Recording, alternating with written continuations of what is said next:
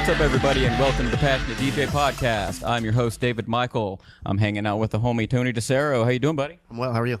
And you brought the one and only Cryztal Grid back to the studio. How you guys doing, fellas? Doing great. What's up? Oh, not much. Hey, how's it going? It's good to see you. We've been talking about you on the show. I don't know if you've caught that, but we bring you up quite a bit, and so I thought it would be a good idea to get you guys back in the studio and just catch up with you and have you guys on as a more guest co-host instead of interviewee in the hot seat. So we're just here to have a conversation and hang out. Yeah, fantastic. We're excited to be here. So we just what day was it? Thursday? Yep. Thursday, you guys played at the Mask, right? And this was like a build as a Cryztal Grid show.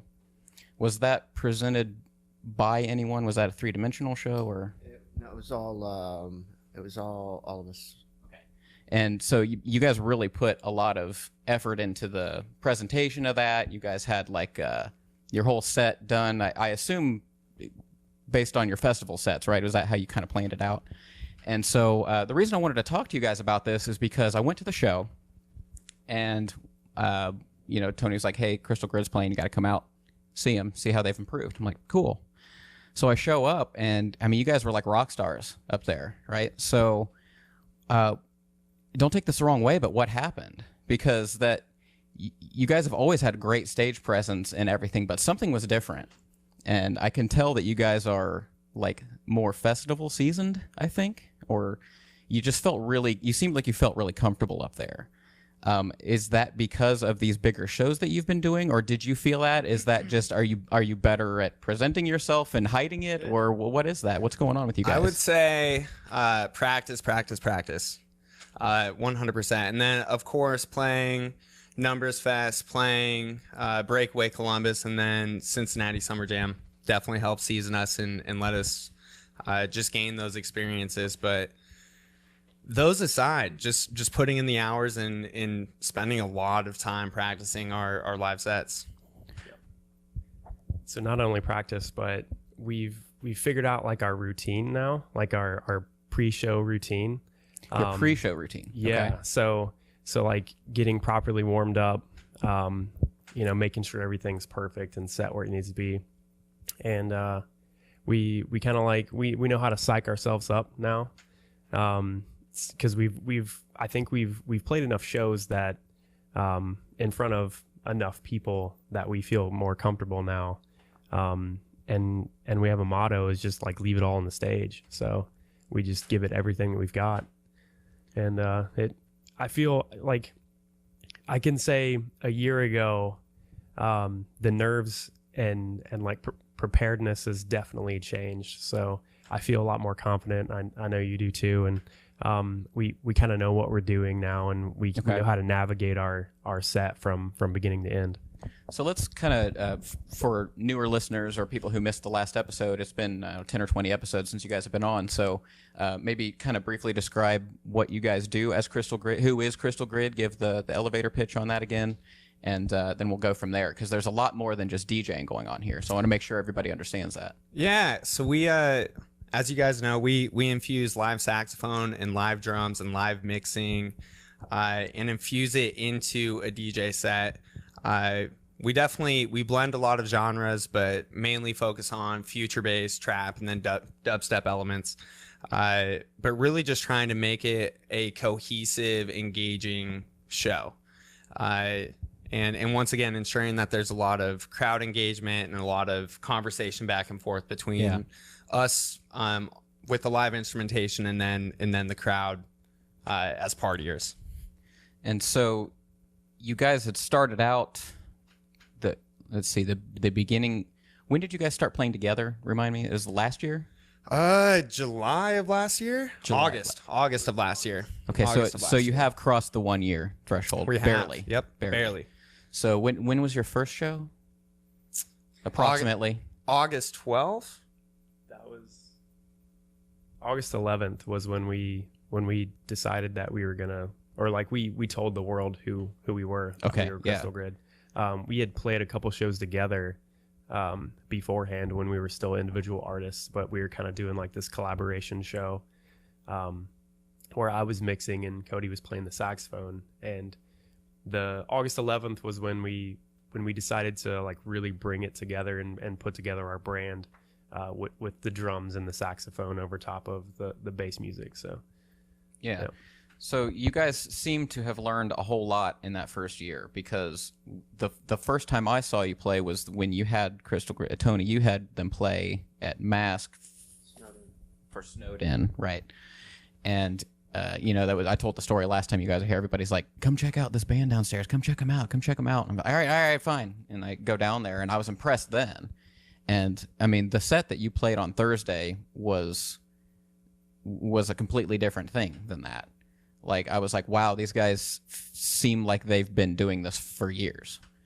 So that's just kudos. But Thank you. I hope that we can learn something from that, because I mean, I know people who've been performing on stage for years that don't ever get that. First of all, that comfort and the interaction with the crowd and the interaction with each other, looking like you belong there, knowing what to say, all that kind of stuff. Just, you guys were on top of it, and I know a lot of that had to do with you, Tony too, as far as the presentation went, because I know everybody worked really hard on making sure the logos were on the LED walls and the cryo was set and everything was timed to your music. Like, I could tell everything was worked together and there was communication there, and it was a proper show, So there was the polish on it, but then there was the experience that it was picking up there.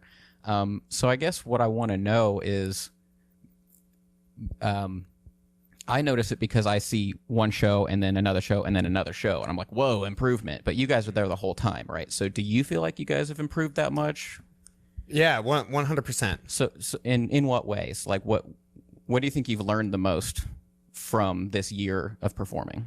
Well, I think our individual musicality has improved. So not only from being able to practice together, but just practicing on our own in regards to drumming techniques, saxophone techniques, taking it back to my classical days and ensuring that I'm still working on scales and breaking out the sheet music and ensuring that I'm still working on the fundamentals. And then, of course, we've had the opportunity, thanks to Nathaniel, to practice at Therapy Cafe, leading up to some of our festival performances, in which we have a select amount of people, possibly 5 individuals. David, you were included on one of those sessions, and we practice our live set on an actual stage, on an actual sound system, for people that are going to be able to provide us intentional feedback, and then ensuring that we take that feedback, debrief, how does it apply to our show, and then work on said feedback. And so being open to critique and ensuring that you are getting feedback for your live performances, and then practicing like you're performing live. When we practice, we're dancing, we're practicing the crowd engagement, and I think that's what sets our show apart from other sets. How hard is that to act like to mime like there's a crowd there? Like, that has to be awkward as hell, right? Like, we kind of have fun with it, I think. do you? Well, that has to help, because I feel like I would be awkward about it.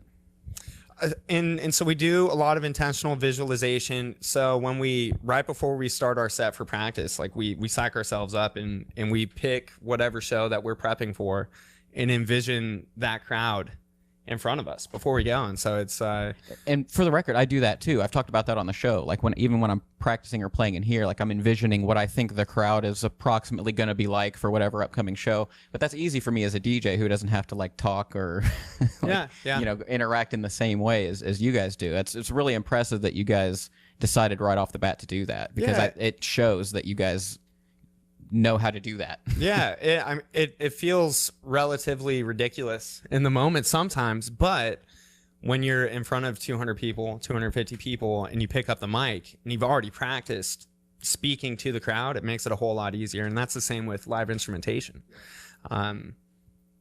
Pretending like we're performing in front of people whenever we're practicing, even in our individual studios, it just makes it a whole lot easier when there is an actual live crowd in front of you. Yeah. Let me touch on one more thing. So another thing I want to touch on was practice. It's huge. You have to keep practicing. When when you'd rather be on Facebook or playing video games or whatever, it's, it's 8 o'clock, 9 o'clock at night. You got to work the next morning. You have to be practicing. It's number one. So you don't consider performance to be practice? Enough practice, I guess. Performance alone is not enough practice. Absolutely not. No. What do you find yourselves practicing the most? Like, what are your sticking points that let me rephrase that. What do you feel like you have to work on the most? For me, it's definitely drum technique. Okay. And making sure that I can run back and forth from the DJ decks to the drum kit and make sure that I'm going to hit the mix every time. Because this last set on Thursday at the Mask, there were a couple transitions where I had maybe 10 seconds before I had to be hitting a button and making sure that I was on time.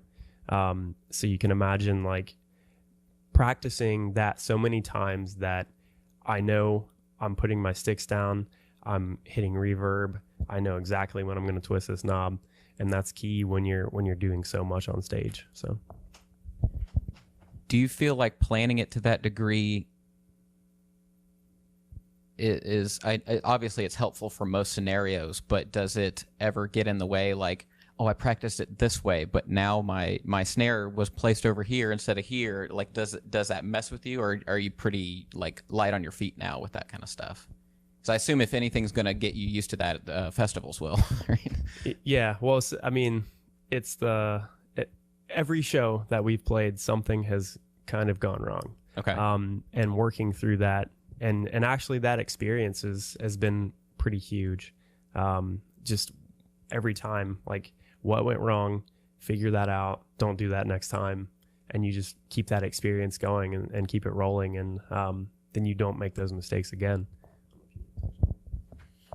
Yeah, I mean, it's a little more simple for me, since I have the saxophone, and it's I just take that wherever I go, so it's a little easier. But Immer, touching back on like the sticky points or the muddy points, for me, it's just memorizing the keys of all the tracks and ensuring that I at least know the key, because a lot of the time I'm jamming. Of course, once you jam enough, you figure out your favorite melodies that you want to play.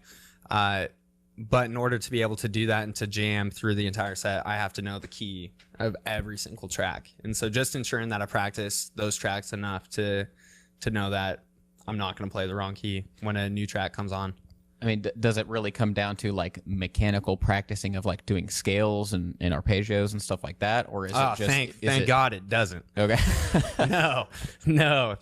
Nope. Those days are over for me. So you just like put the tracks on loop and then just jam for however long? Yeah. Well, so whenever we start on a new set, Gerrad will record like a rough draft when he's working on the set list and the transitions, and then he'll send that over so I can start memorizing what track comes after which track, and then figure out the melodies from there. So I'll personally just throw it into Ableton, set a loop, and if there's a section that's new, I'll just loop it until I figure it out, and then I'll just continue to move on. Okay, yeah, I got that. So, Tony, are you still using the word manager? Is that okay? What have you noticed has improved the most, or what has, like, do you have any sticking points? What have you been working with Cryztal Grid from your perspective? Transitions. I'm sorry. Boom, boom. Transitions are a lot better. Their mic work. That's kind of been my biggest point with them, is their mic work, because I'm not a drummer. I can't really tell somebody how to drum or how to play sax for that matter. The crowd engagement's gotten a lot better. One thing that I do talk to Cody about a lot is because when you play those festivals and you have that much energy, when you go to talk on the mic, you want to give all the energy, you know. I get hyped. Yeah, I get super hyped. But when you're in a club, you know, in front of a couple hundred people in a small room, you want to kind of lower that hype voice more to a talking voice and talk to the crowd a little bit, you know, instead of giving them all the energy. You know what I mean? Yeah. And just a few minor things, but realistically, like, these guys are amazing as it is. You know, they do their own practices, and I can't commend them enough for the practice and the work that they put in. I mean, I can compare it to when I was a gymnast when I was younger. You know, I went to the gym and had my 3-hour practices, but I also practiced at home. You know, my forward rolls, my handstands, my techniques, and things like that. And these guys, they do it to a T on their own. I don't have to hold their hand. Yeah. So where have you been this whole time? Because you've been gone for a couple weeks running the circuit too before the show. Can we talk a little bit about your adventures while we've got you here? Same place as Carmen, San Diego. I was in, let's see, I went from Columbus, had 2 weeks off, and then went to East Lansing, Michigan State University for Prime Festival, came back for a week, and then Charlotte and Nashville for breakaway festivals. Mm-hmm. Backline tech, stage managing, yeah. Mm-hmm. And Mo Dingo caught up with you, right? Is it Charlotte, was it? Yeah, Mo flew into Charlotte, met us there. And the company loves him because he's a paramedic. He's a big dude, you know, that you don't want to pass. And a lot of the security guards from each camp, when I say camp, each artist, they have their own personal security, and they loved Mo, and they wanted Mo to help them out. And there was an instance during, whose set was it? It was right before Little Pump went on. Mo had noticed somebody 3 rows back from the front that had been there all day, completely dehydrated, passed out. And Mo jumped from the stage down to the pit, jumped over the rail, got into the crowd, and dispersed the crowd out and helped the guy out to get him hydrated and get him picked up and out of the crowd. Wow, Mighty Mo's a hero. Yeah, go Mo. It was really cool to see, man. Well, that's good that he was there. Yeah, I always forget that he has all that like medic training and stuff. Yeah, he went in direct medic mode. Man, so I guess the season's probably about wrapping up. Yeah, we have Haunted Fest left in Columbus this coming up weekend with Porter Robinson and Chami and Alan Walker. But yeah, it's the end of my season for festivals. So with this show at Masks, Cryztal Grid show, can you tell me a little bit about what went on behind the scenes with setting that up? Because this was cool for me to watch from the side because you put it together like any headlining show. I mean, you worked with the light guy and you worked with the sound guy and you had the logos and I mean, it was very well presented. So exactly what thought went into planning this like Cryztal Grid as a headliner event? Ask the 2 guys next to me. Fire away. I say that because I was gone on the road for a couple weeks. So Gerrad stayed in contact with the light guy there. I showed up for the sound check and helped him load in. You know, but 80% of the work that went into it were these guys. So let's talk about it. What besides the music, what exactly went into this show and where was your head at? Because it turned out great. A lot of coordination. So firstly, you got to figure out who you want to play alongside you. So reaching out, making sure they have all their equipment that they need. So you picked your own starting lineup? Yes. Or, yeah, okay, cool. Mm-hmm. Yep. So they're all homies of ours, Yeah. and we wanted to basically this show was to give back to them. So it's kind of like our 1-year anniversary show. Yeah. Kind of unannounced, but we wanted to give back to everybody who's helped us out locally, and everyone on the lineup had something to do with our success. So we wanted to give back by having them play a show with us. But as far as planning goes, I'm a pretty decent planner. Like. Before I was a DJ, I would throw an annual party around my birthday, and I just eat up the details. I just love all the details and making sure all the ducks are in a row. So that kind of stuff comes pretty naturally for me. But we ran our own sound, like we had our own mixer and we mixed in all of our own instruments and what else did we do? Oh yeah, so got a hold of Nico from he's a resident lighting guy and DJ at Mask, runs the first floor I believe, and we just got a hold of him and asked him to do a little extra work for us, and we gave him payment for that, so that you're literally just making connections and paying people for their time, and everything comes together. So One thing that I really like that you said is, and a lot of people don't understand when it comes to throwing a party, the details. Yeah. The details, the smallest little details help the vibe in the room out, you know, from not turning the sound up all the way in the beginning and slowly increasing the lights. And, you know, none of the cryo was pushed out until the headliners went on, you know, and those little all those little things help the party go smooth as possible.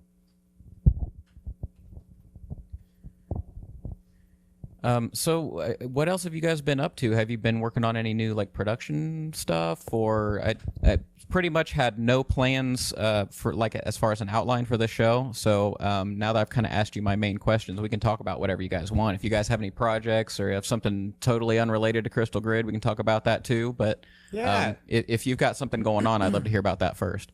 Yeah, so we're trying to work on our catalog right now, because we put a lot of focus onto our live show, and sometimes production and building that catalog gets put on the back burner. So Get that. Yeah, and not necessarily completely put on the back burner. It's just we don't spend as much time on it. For example, when we were prepping for Breakaway Columbus, like that was 100% our main focus. But the more comfortable we get playing shows and preparing for shows, the more we're able to split that time evenly. We have a track with our friend Buglebot. He's out of Denver. He goes to Berkeley in Boston. He plays the trumpet. Super cool dude. He played with us at Breakaway Columbus, but we have an original track with him coming out in probably a few weeks. We don't have a set release date. We actually played it. It was Fly Low. Okay. Yeah. And then we collabed with him on a remix for Defunk. It was a remix competition hosted by Skio Music, and we ended up winning second place out of a few hundred submissions. Nice. So we were proud of that. Of course, we wanted first, but second place was good. Gerrad reminded me of that for about a week. Thank you.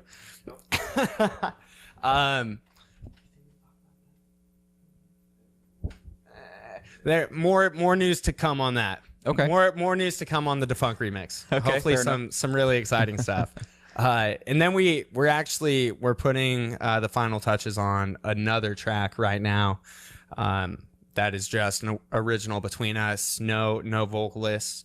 Okay. And we're really excited about it. It's definitely going to be a step in a relatively new direction in regards to the future bass vibe that we're going for. I was just going to ask, can you give us any genre clues or style clues? So is future bass-ish direction? Future bass and gets a little heavy. There's a solid surprise on the second drop. It's going to be fun. So this brings up a good question as far as energy levels, and I'm going to pick your DJ brain a little bit on this one. So when you're creating your set list, it feels like, how much does the DJ aspect fit into that? Because I noticed that the energy goes places just like the best DJs. You know what I mean? Like you guys do that as a band together. You have like, you start somewhere, you ramp it up, you get real heavy, you bring it down, you do like almost something ballady, and then you bring it, and then you get jazzy, and it goes places, but in a way that makes sense. Like everything leads somewhere. So is that, who's doing that? So that's me, and you literally just explained it. Okay, like, to the T. Like that was our well, our I guess you set guys can at just Thursday. leave. I got it from here. Yeah. So all of that is intentional. My advice to younger DJs, which I haven't really been doing it very long, but early on I did a lot of research. Why do I like this DJ? What do I like about their performance? Just different electronic acts. What are they doing? Taking notes and then applying that to my live DJ set.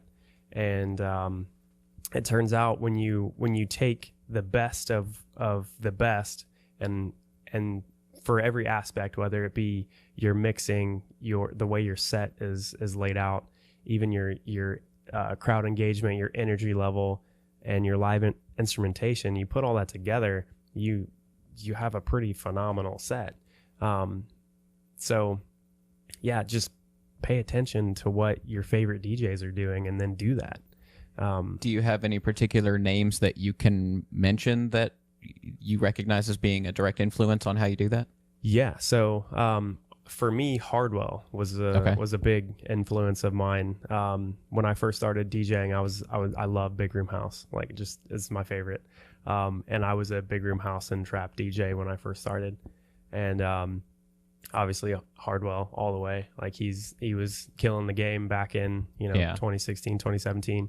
And then Dada Life. I'm sure you've heard of Dada Life.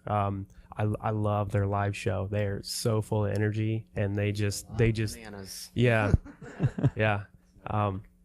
But maybe I don't have any champagne though, so it's okay. But yeah, so it's I forget where we started with the question, but just borrowing a lot of different things and putting into your own. Yeah, I mostly wanted to know like how much of it was influenced by DJs and doing the DJ thing, because your guys' soundtrack is, the DJ set gives you the bass line that you work with, that BASE line that you work with, but then you do all the stuff on top of it, and then it becomes more of a band approach, and so that has to come with some compromises probably, because you guys aren't playing 125 BPM for an hour and a half, right? Like I might. Well, I mean, I can give you my formula. Like, it's no secret. We start out at 80 BPM and we end at 150, and it slowly climbs. And I like to take people on a journey, kind of like a roller coaster ride. So you start out, you're climbing the hill, you're building the energy. You have this huge climax and release. You come back down, you play like prettier, more melodic tracks, and you start climbing again, and then you get heavy, and you just keep doing that. So basically what you're doing is you're not playing bangers back to back to back and making people bored with hearing the same kind of sounds over and over again. And you get to where like you're starting to wear your crowd out. Like there's so much energy. You need to release that. You need to allow them to have a breather and then have them get super stoked again and then come back down. Then you have to end with a bang, obviously. That's always been one of my biggest pet peeves of the younger generation wanting to play bangers the whole time. And it doesn't necessarily have to be a top 100, but just constant in your face for 1 hour. It kills the crowd. It kills the energy with, quick. I'll say one more thing. I think they're at Cryztal Grid's at such an advantage for getting that from the get-go, because a lot of people in your guys' position who play similar kinds of music, I think they don't have that DJ approach that you have, which I'm biased. I like a DJ approach to it, but I like you have that energy ramp thing that good DJs like to do. But you have these band elements to it. So I think that gives you, that's one of your superpowers, right? As Cryztal Grid, is that you get to have that influence. Well, another thing that I just remembered was, don't neglect the breaks and the builds in your songs. Those are huge. Those are literally where your most energy gets built. And I've heard a lot of DJs that just go drop to drop, and you lose the excitement of the build. Yeah. And the anticipation. Exactly. And like, oh, I'm getting pumped up, I'm ready to rage. Well, just 150 BPM for an hour, just drop to drop to drop, like there's no energy building there. It's just hype the entire time. I believe that has to do also with a lot of lost patience. Yeah, well, and it's not to be like cliche or crass about it, but it's like sex, right? Like some people like to jackhammer it out for an hour, but usually there's like some kind of flow and some, if you take that kind of approach to it, right? Like there's the foreplay and then there's the I always make that, it always makes people laugh to make that, comparison. But if you really think about it, it's the same idea, right? It's blow your load, blow your load, blow your load. Right, exactly. Hey, well, but along those lines, so I went to Lost Lands like a month ago, one of the largest dubstep specific festivals in the country, and there is a crowd for that. There is a crowd for that. Dubstep is my favorite subgenre of electronic music, no doubt. And so don't get me wrong. I love the emotional journey and intentional design of our sets, but I can also go in and I can do drop to drop to drop. Sure. If I'm attending a show. So realizing, But I think that helps set you apart, though, is what I'm saying. Yeah, definitely. But there is a market for the banger to banger DJ, and there are crowds that are receptive to that. Yeah, because it's not like you guys are like sitting back and playing a bunch of boring filler in between. I mean, like everything you guys are playing is interesting. Yeah, which is well, still what you want. And so not only with the musical transitions from the DJ aspect, but making sure our live instrumentation follows that same journey. And how do we match what we're playing on live instruments to the track that we're playing, and how can we change that emotion or add to that emotion based upon the notes that we're playing? And it's cool to see that you guys don't play the instruments the whole time. You know, through every song, it's not constant sax or constant drums. You know, it's drums and letting the song do its thing, and then, you know, it's not just constant instruments the whole time. I dig that a lot. Mm-hmm. I do too, because I've seen other DJ acts who try to add some kind of instrument, and they do that. They like overdo it, and then it just feels try hard. It feels like a gimmick, whereas you guys feel like a cohesive band when you do it. You know what I mean? You're like, we're going to let the music talk for a while. Okay, now we're going to add to it, and it's like very intentional. You know, I think that makes a big difference. So a lot of that comes. Ooh, there goes the cell phone. A lot of that comes down to logistics. Like it's when I'm doing a lot of quick, energetic transitions, it's impossible to play the drums because I need, like, after the drop or whatever it might be, I need, you know, 4 or maybe 8 bars to, you know, cue up the next song and make sure that the gains are staged and everything's perfect. Which that's another thing. Gain stage. Don't stay out of the red. Yeah. So that's, you have to worry about that more than Tony or I do, right? Because you have a lot of transients. You're hitting a percussion instrument. You're playing, you know, the analog saxophone. You're bringing vocalists in. I mean, that's a lot of levels to worry about. Correct. And also, we're genre blending a lot. So is that all your job? Do you do all the mixing of the vocals and everything, or do you leave that to a sound like front of house guy or something? It depends on the size of the show. For the mask show, we did all that together. We were, you know, jumping back and forth off the stage and messing with the mixer. But obviously at Breakaway and some of those larger festivals, we had a sound engineer that was doing all that for us. But yeah. What's the hardest thing about what you guys do? What do you struggle with your performance style, or do you find anything that's just you can't get past it, or it's always a thing? I mean, you guys are such hustlers that I see you working and grinding all the time. I don't feel like anything will stop you. But what just sticks in your craw? What's the hardest thing is constant improvement. Okay. Constantly getting better at what we do. Constantly improving.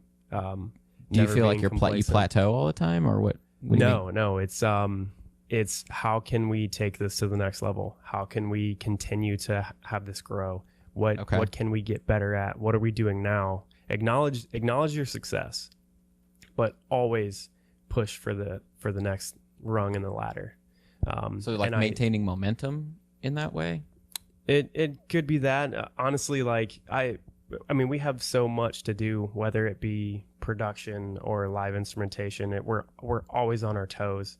But like, for example, for this mask show, I went out and I bought a marching band snare, and I literally had to learn how to play that. Like, I've never played marching snare in my life. And that was cool, by the way. You like walked out with it. So we played Odessa's Loyal, their latest release, and that really challenged me. So rather than, and we have like 3 weeks to learn it. So I'd hate to speak for you, but it was relatively easy on the horns. But when it came to percussion, like those get, like, they have a professional marching like snare drummers. Like those that's what those dudes do. Yeah.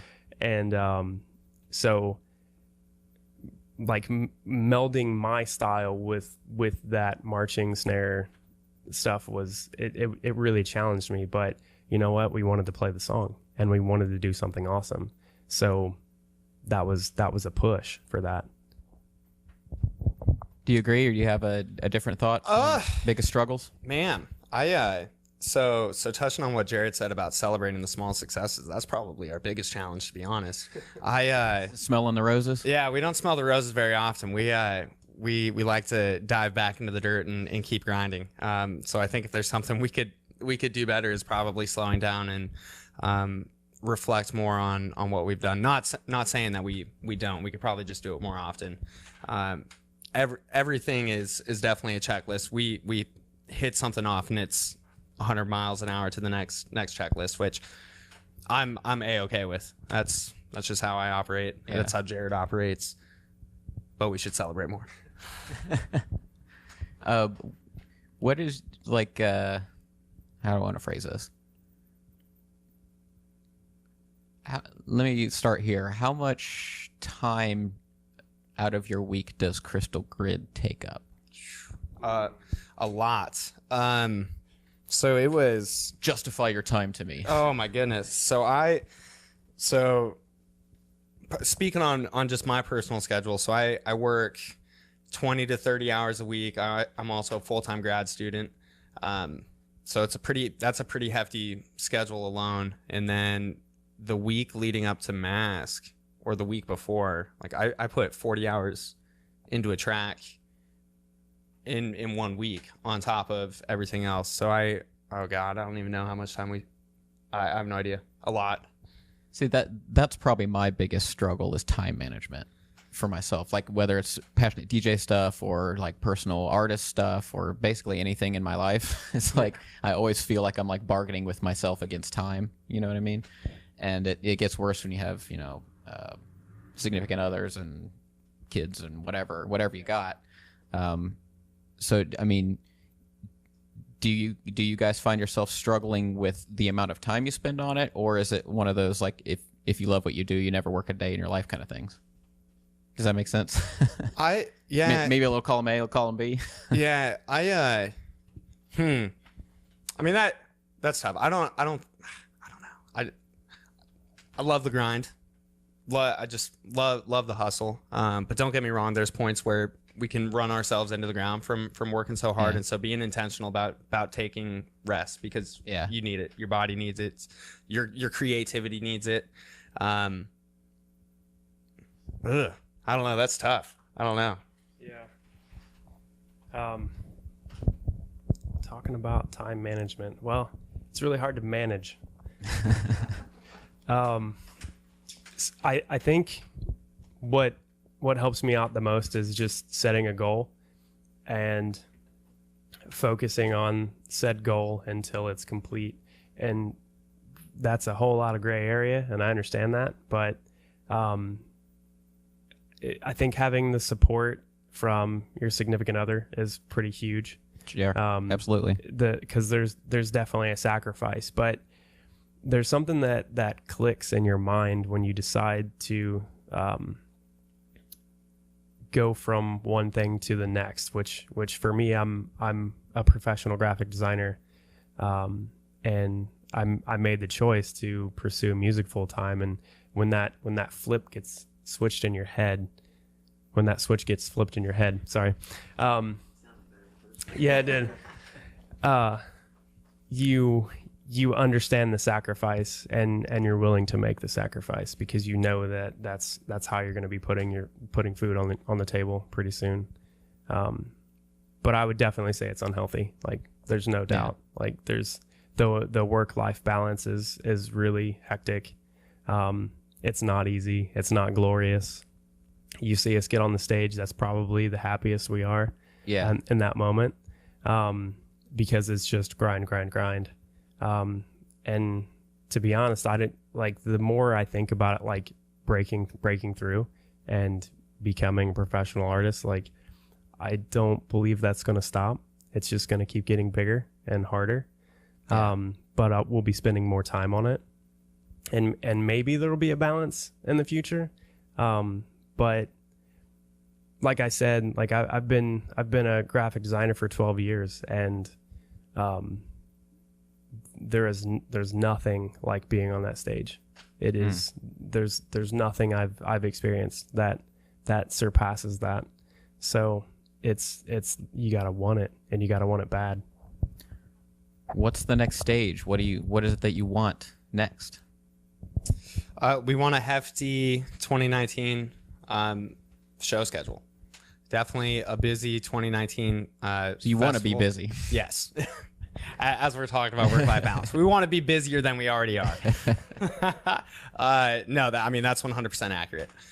We want to be able to play more shows, expand into other markets that we haven't played yet. We've only played in Ohio. It's time to expand and jump states. For sure. Yeah, it's time for that. Yeah, and You guys so are ready. yeah, so get in front of new audiences in new geographical areas, while simultaneously pushing our production skills and pushing our online brand, our online image, push that further, and just continue to expand. That sounds like a great plan. I'm pretty much out of questions, guys, but we can record as long as you want. Is there anything else that you guys would like to discuss, or any questions you have, or any completely random topics? Or, it's wide open. I do want to say, going back to, because during the show we had like a little mishap at the beginning that we should talk about, and it's like it's going back to the smallest details, and it was the crossfader on Gerrad's controller. I don't know if the switch was on, off, but during the show, the crossfader went to one side, music went out. So we're looking around. I come up and he's looking around. We're trying to figure it out. And then finally we're like, oh, a crossfader, but it's like those smallest little details before you go up or when you're on. And I have that happen a lot too on these festivals. A lot of the guys, because they don't use the crossfader. Yeah. And when it's on and you go to one side, the music's out, right? So just those small details from that. I had something happen at the festival where one of the DJs, when he ended, he had a controller and he was plugged in from his interface, went aux into the 900 mixer on the back of one of the lines. When he ended his set, he affected on the mixer, reverbed all the way out, and was done. So when the next guy came on, he was using a controller as well. Music was coming through. We were looking at it, couldn't figure out why it's not coming through. And I'm like, oh shit, this effects button is blinking. Boom. Loud as shit. You know what I mean? So like those small little details when you're in the midst of things and that happens and you go to freak out, you have to look around at all those small little minor details that you wouldn't typically think of. CDJ, for example, being in reverse. Okay, you're at the beginning of the song, people are hitting play, like, my shit's not playing, it's not playing. Well, there's nowhere for it to go. It's got to go forward. So you flip the switch, let it go forward. And just those like small little minor details before you go on stage, or when you're in the heat of it and something like that happens, you have to know what to look for on those little things. To have the composure to do that when you're because you're you can't help but panic a little in a live environment like that, and it requires you to like, hold on, just do the shit. Okay, we're going to be down for 5 minutes, whatever. It's already happened, so let's just deal with it, and dealing with it rather than screaming and freaking out. It's definitely Panic at the Disco, that's for sure. But, it happened, and we figured it out real quick, and, they came back to the beginning of a song, and it was not a showstopper by any means, and once those 10 seconds are over, people forget about it, and it's gone. Yeah. Say Kim also play one of the openers.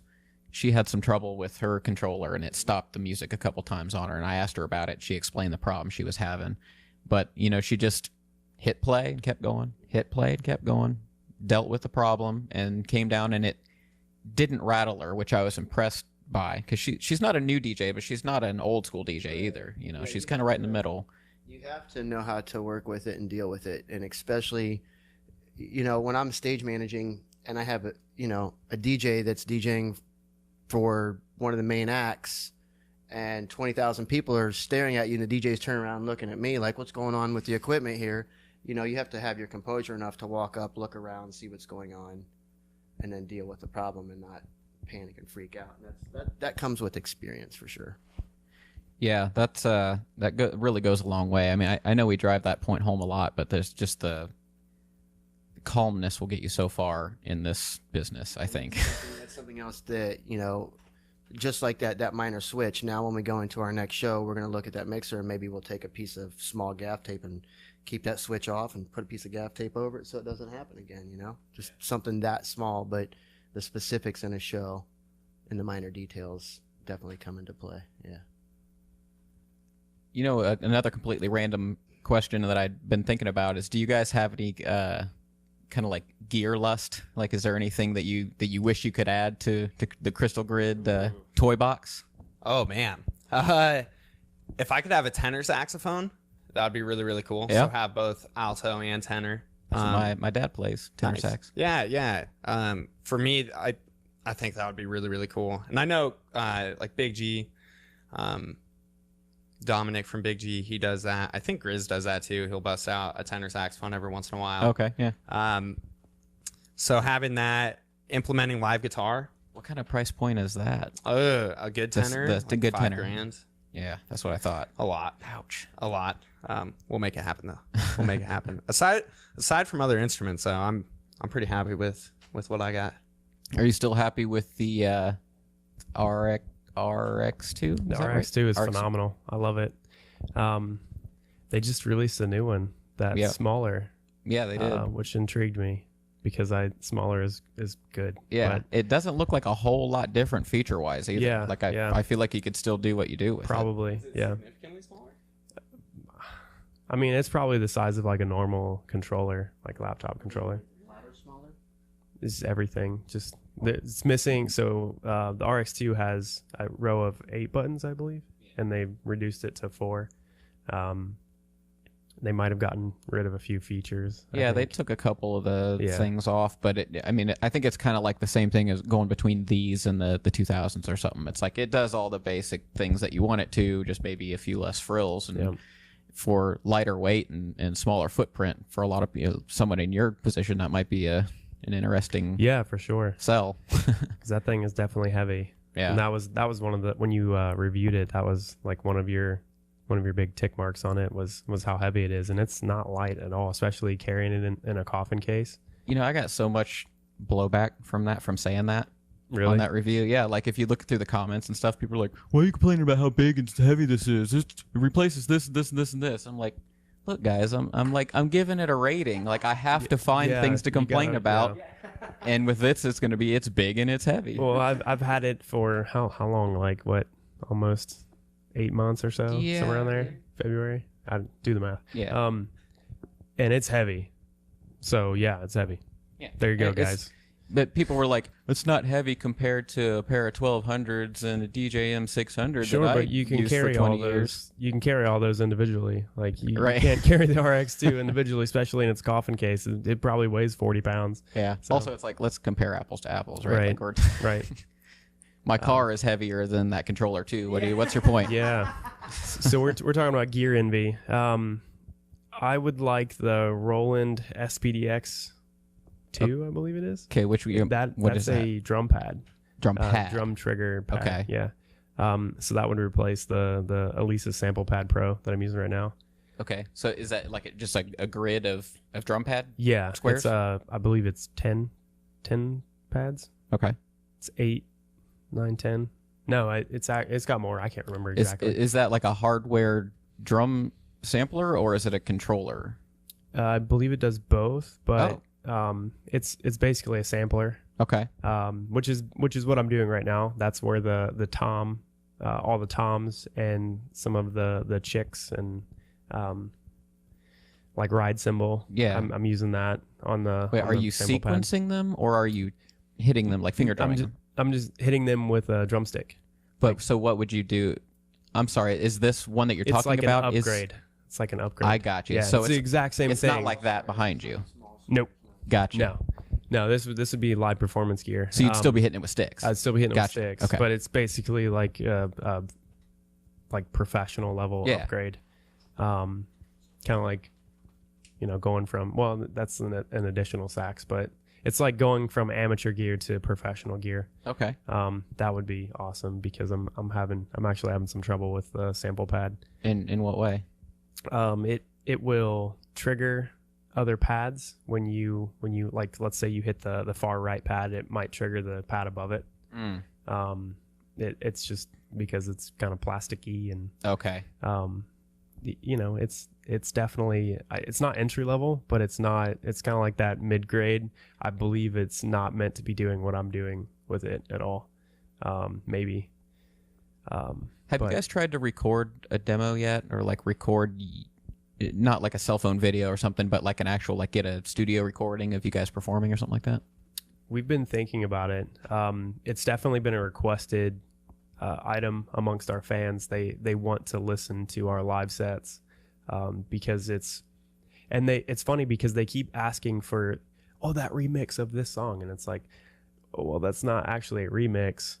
We're just putting live instruments over top of it. But then I thought about it in the moment. I was like, well, it's kind of like remix it, like re-edit, so like live.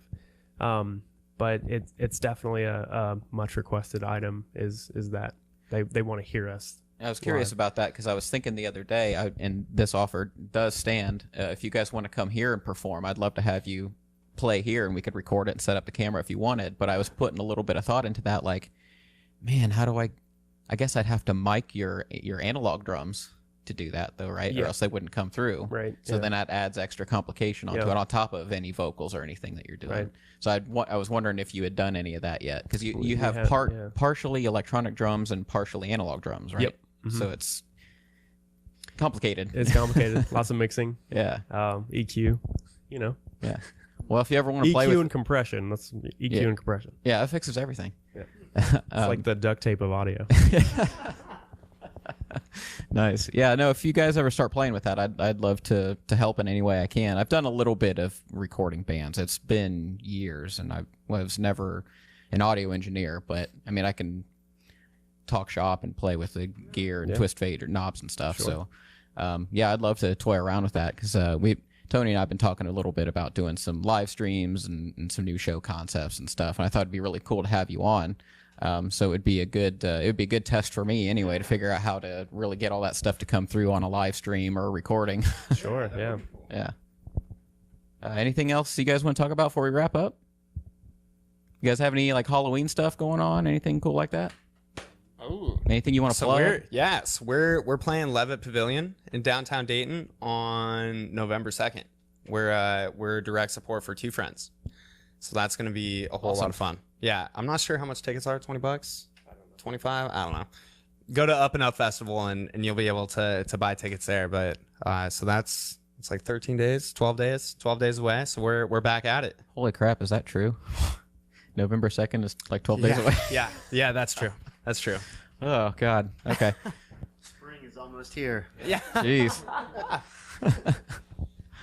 All right, guys. Well, thanks for hanging out. You guys can stay and hang as long as you want, or we can screw around or we can record something else. We can record some after show stuff. But it's been great to have you on, and I really like following your guys' journey. I really like watching your hustle, and I want to keep sharing it with the audience as long as they find it interesting, because I think it's beneficial to them, and I think it's interesting content, and you guys are doing a lot of things right. And so I don't know. I appreciate your hustle. Yeah. Well, and thanks for having us on, and thanks for following the journey, because it's just getting started. Thanks, guys. This has been the Passionate DJ Podcast. Peace.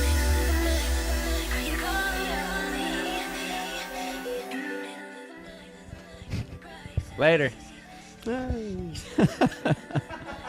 Potato. Oh, stop. Stop it.